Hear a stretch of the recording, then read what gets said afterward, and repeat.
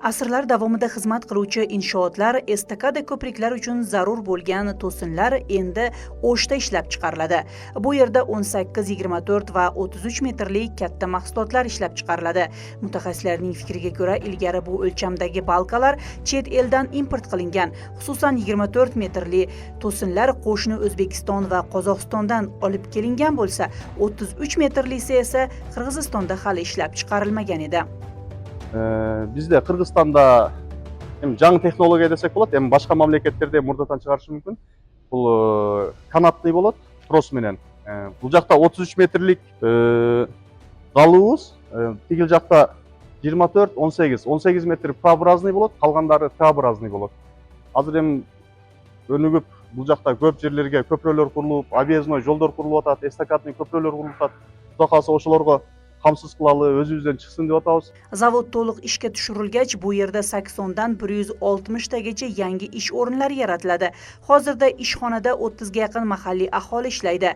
Korxona 2 gektar maydonda faoliyat yurituvchi 3,5 ming kvadrat metrlik ishlab chiqarish binosini, shuningdek beton zavodi va armatura sexini o'z ichiga oladi. Majmuani amalga oshirishga qariyb $1 million miqdorida ichki investitsiyalar jalb qilindi. Jumush prosesi bo'yicha bu yoqda armaturniy sexdan dayardalib, al жақта отдельно адамдар иштейт да.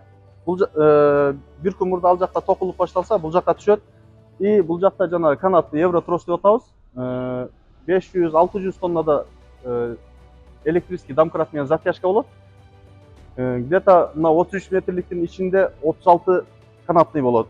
Канатный трос болот. Азыр бул жақта канатный тросты да көрсөтөм да.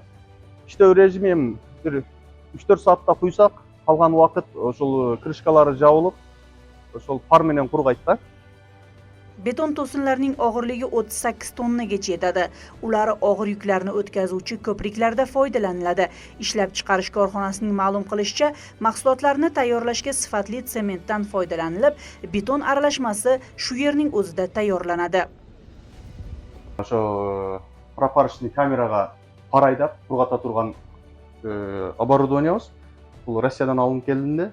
Бул жерде градусу вообще жогорга чейин. Бизге азыр 100-120 градуста пар айдап берсе, бизге жетиштүү да. Эми бизде климат дагы анчалык алардагыдай суук эмес. Анын өзүнүн адиси бар, бул боюнча окуган.